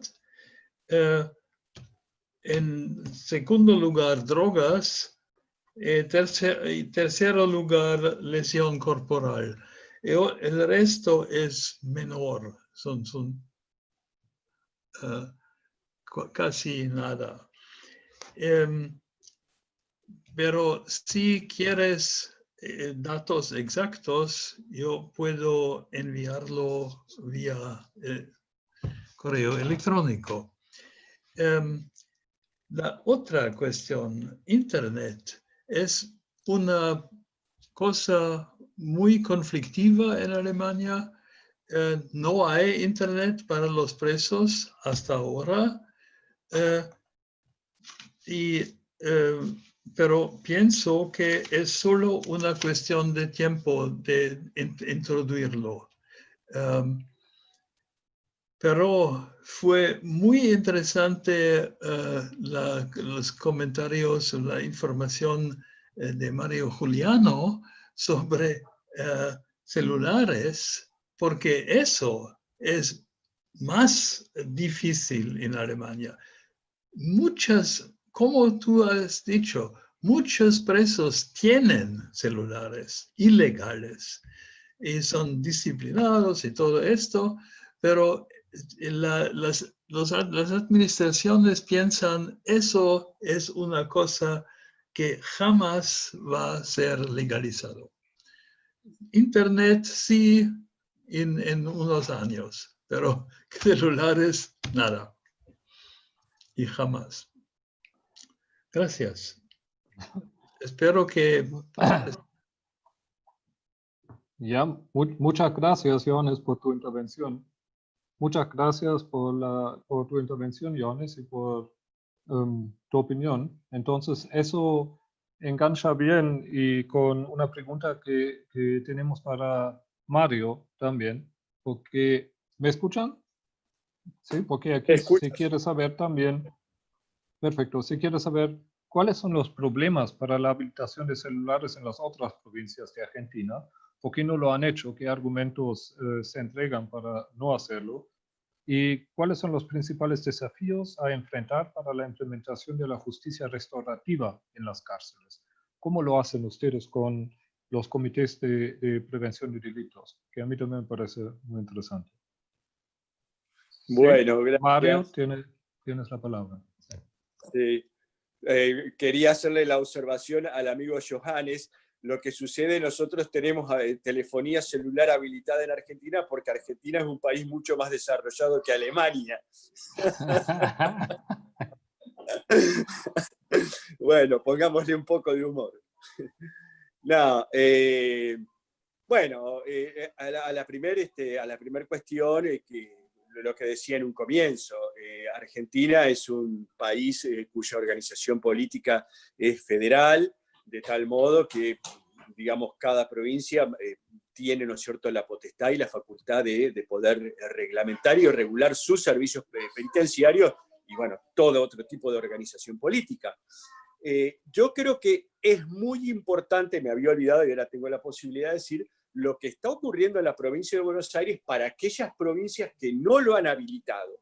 Porque lo que ocurre en la provincia de Buenos Aires, el principal distrito penitenciario, está desmontando y desmitificando todas las mentiras y los prejuicios que hubieron en torno a la telefonía celular.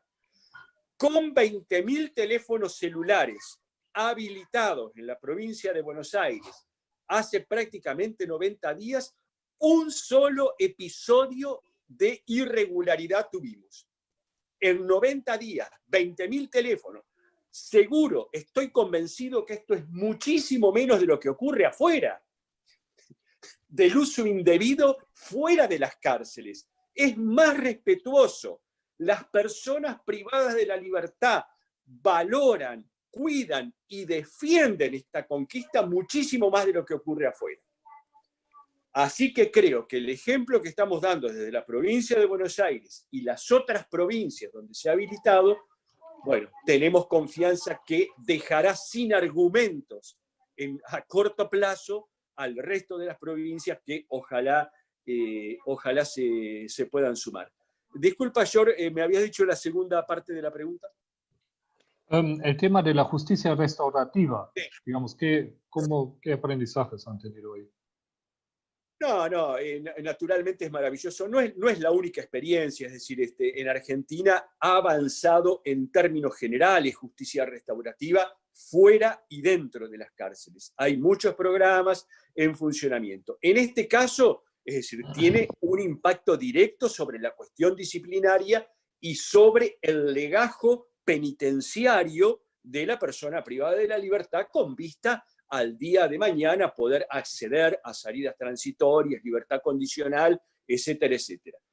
Las sanciones disciplinarias siempre constituyeron un obstáculo para acceder a este tipo de derechos. Con justicia restaurativa, dejando de lado las sanciones disciplinarias, bueno, las personas privadas de la libertad tienen la posibilidad de tener legajos limpios a futuro. Esto, y respondiendo ya específicamente a la pregunta, funciona de un modo muy similar a la probation, a la suspensión del juicio a prueba. Es sometimiento voluntario, es decir, a la persona se le ofrece, quiere ingresar al programa, al protocolo, le dicen habitualmente aquí, o prefiere seguir con el sistema tradicional de un sumario administrativo. Obviamente, hoy el 100% de las personas privadas de la libertad deciden acceder al protocolo. Se les impone que durante un plazo que normalmente son 90 días no deben cometer una nueva falta y alguna carga, alguna condición, que puede consistir de acuerdo al tipo de falta atribuida a distintas cosas. Pedido de disculpas públicas, reparación, si es que rompió algún objeto, la realización de tareas comunitarias en beneficio de la comunidad penitenciaria, tareas de embellecimiento. En la cárcel de esta de Batán, donde inició y comenzó el programa, se hace trabajo de horticultura y cultivo para que luego el producto sea derivado a comedores comunitarios de fuera de la cárcel. Las personas privadas de la libertad donan alimentos para en las comunidades de los barrios marginales. Y últimamente, como consecuencia, también quiero decir que en muchos casos también se le propone al infractor, a la persona que ha cometido la falta, bueno, ¿usted de qué manera piensa que puede reparar esto que ha hecho? Sea haber insultado a un personal penitenciario, haber peleado con un compañero, que se le secuestraron un elemento punzocortante. Bueno, ¿usted cómo va a reparar? Como parte del proceso de responsabilización. Así que, bueno, y ahora lo que quería decir por último, con las limitaciones de movimiento que hay en las cárceles, se suele adoptar alguna medida que puede ser un poco paternalista, pero bueno, nos parece que tiene efectos que en los 90 días la persona lea un libro de su elección de la biblioteca de la cárcel, y que a los 90 días comente, bueno, a ver qué le resultó la lectura que llevó a cabo. Si en este periodo la persona cumple con las condiciones y no comete nueva falta, desaparece, se extingue la acción disciplinaria y no queda constancia de ningún tipo. Perfecto. Perfecto. Muchas gracias, Mario. Me parece muy interesante la experiencia argentina. Digamos, en Chile hace tiempo tenían un proyecto de mediación penitenciaria, pero tenía buenos resultados, pero lo descontinuó Gendarmería. Las razones nadie las sabe de verdad. Pero bien, tenemos una pregunta más quizás habría que aprender ahí de la experiencia argentina, y quizás creo que Alemania también puede aprender otras cosas de América Latina, y eso es bonito que salga también de este seminario. Quizás aquí una pregunta para César Pizarro. La pregunta es, ¿cuál ha sido tu experiencia con los amparos ante los juzgados de garantías? Y en tu opinión, ¿qué es lo que se necesita del sistema para responder adecuadamente? ¿Qué tendría que cambiar? César, ¿estás ahí? ¿Me escuchas? ¿Sí, me escucha bien ahí? Sí, ahora sí. ¿Cómo ha sido tu experiencia con los amparos ante los juzgados de garantía? Así es. ¿Y qué es lo que necesita el sistema para responder adecuadamente o mejor? La experiencia desde que comenzamos como 81 razones a presentar cautelas de garantía o en lo personal, en cierta parte fue bien recibida al principio por los tribunales, pero después tuvimos la sensación de una cacería de brujas. La sensación de una cacería de brujas con la persecución de algunos tribunales, con la no admisibilidad o acceder a las cautelas presentadas porque nos daban respuestas vagas y simples, incluso no apegadas a la ley, diciendo que no éramos personas competentes para poder presentar cautela de garantía. Lo cual la ley faculta, usted sabe, por el artículo 95, a que cualquier ciudadano o persona pueda hacer presentaciones ante la ley, incluso por sí mismo, los mismos internos. Incluso uno puede hacer una presentación de cautela telefónica o por escrito por un papel simple, con el debido respeto que merecen las autoridades competentes de los tribunales. Incluso algunas respuestas que no estaban apegadas a la ley, cuando presentábamos cautela por el 95. Sí, algunos juzgados nos dan a lugar a nuestras solicitudes en muchas buenas cantidades, así que empezó a resultar y empezamos a tener buena recepción desde las cárceles y empezaron a llegarnos muchas solicitudes, porque nosotros en la cautela empezamos a presentar con fotografía y, si era posible, con audio de los mismos internos afectados de violaciones a sus derechos humanos en las cárceles.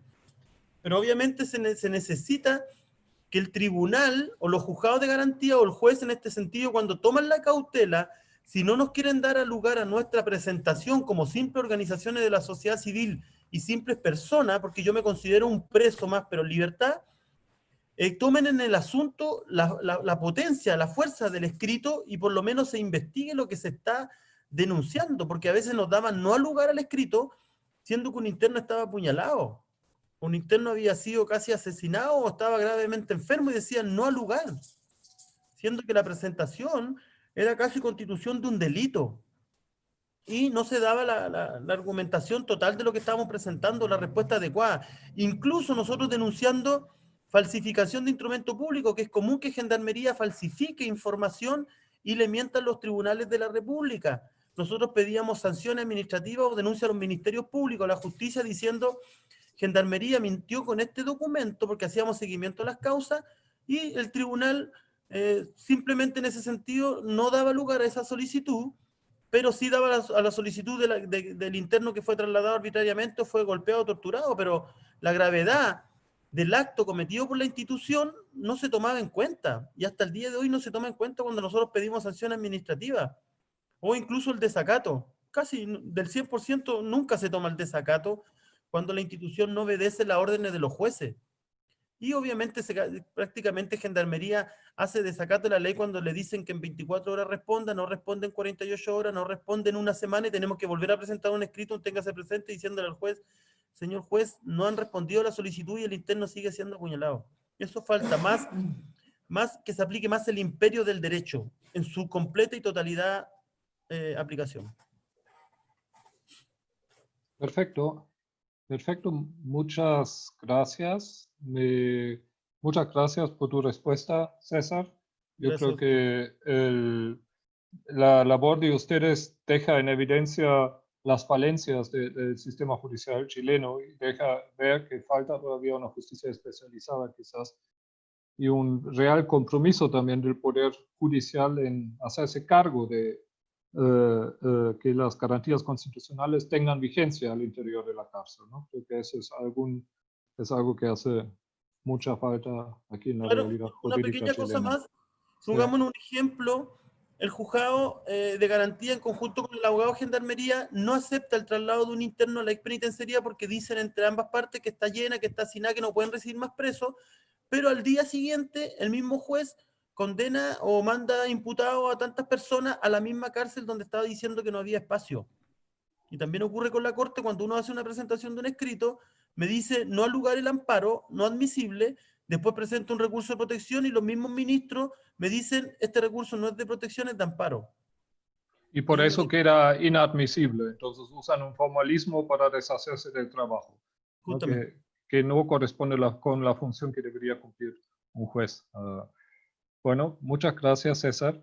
Aquí quería agradecerles a todos ustedes, a la diputada, a Johannes, a Mario, a César, por haber participado en este panel. Yo creo que aportaron ideas muy interesantes que van desde que la necesidad de elaborar estudios empíricos para demostrar un poco que los que ahora se benefician de las medidas excepcionales dictadas por la pandemia, quizás en el futuro tampoco deberían estar en la cárcel. Entonces quizás habría que evaluar eso para cambiar la política criminal. También vimos el tema de la justicia restaurativa, ¿no? En materia disciplinaria, ¿no? que se está implementando en Argentina, y el hecho que ahora allá se esté aceptando que existan celulares, que me parece también una medida muy positiva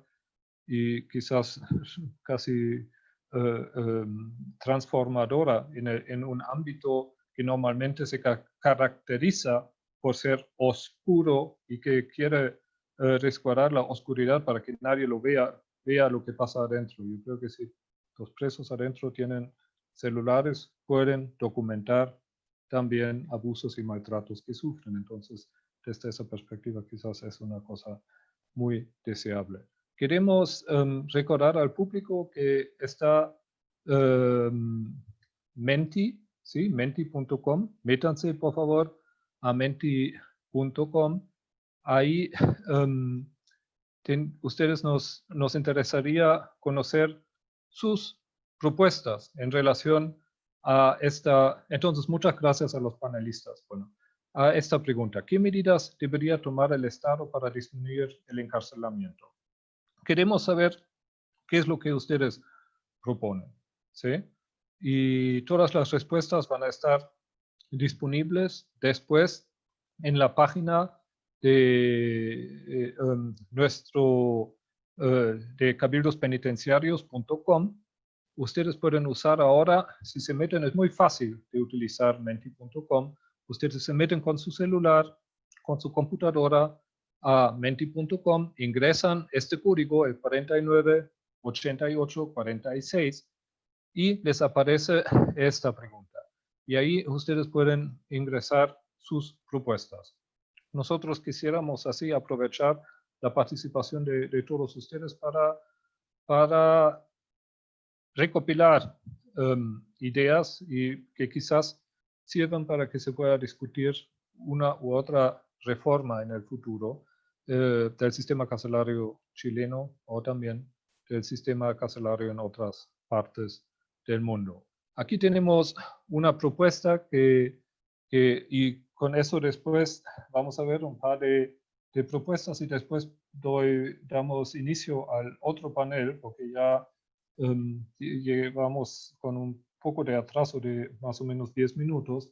Aquí dicen que resulta fundamental poder contar con un programa de mediación penitenciaria que logre controlar el conflicto al interior de las cárceles. Muy interesante, eso también va en coincidencia con las reglas Mandela, que también dicen que deberían existir. Lamentablemente en Chile no hay. Enfocar su economía y sistema social en proteger a las personas. También es interesante esa propuesta. También recordemos que varias de las personas que se beneficiaron del indulto ahora en Chile no querían salir de la cárcel, porque no tenían hacia dónde ir al salir de la cárcel.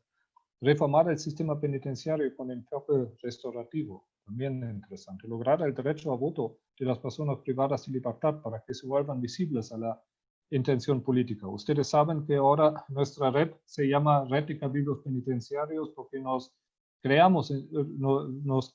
juntamos en su momento justo para recopilar las inquietudes y opiniones de las personas privadas de libertad para el proceso constituyente, que ahora todo el proceso se ha retrasado, postergado a octubre. Y ustedes saben que aquí en Chile todavía personas condenadas con una pena aflictiva, que son 3 años y 1 día, digamos, de pena privativa de libertad, no pueden participar en el ejercicio del derecho más clásico que hace a la democracia, que es el derecho al voto.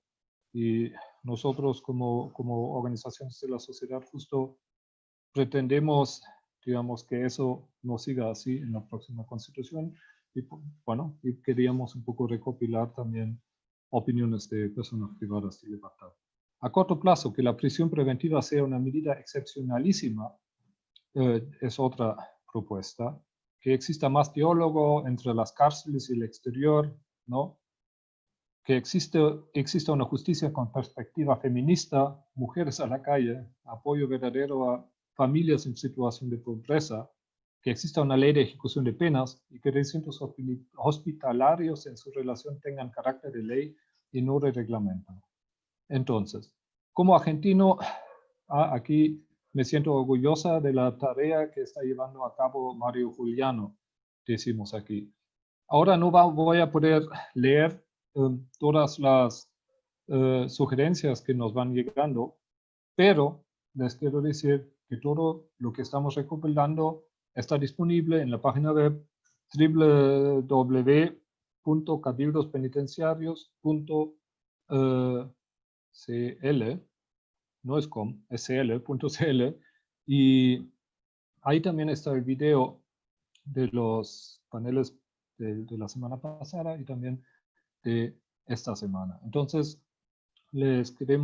también pueden consultar documentos. Hemos pedido a los expositores que nos hagan llegar documentos con sus experiencias y sus aportes, y esos están disponibles también en la página web de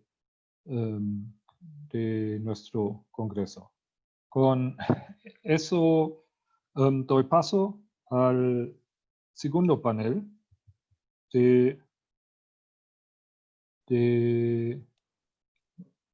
muchas gracias, ¿ya? Y espero que nos veamos hasta más tarde, ¿ya? Muchas gracias por la participación. Muchas gracias, George. Muchas gracias a todos los participantes, a Mario, a la diputada, a Johannes, a César. Muchas gracias por su participación en el panel. Estuvo muy, muy, muy interesante conocer la realidad, no solamente de Chile, sino que también de otros países. Permite ir fortificando todo lo que es el debate y, como se pudo ver, ir viendo nuevas formas de ver la cárcel hacia el futuro.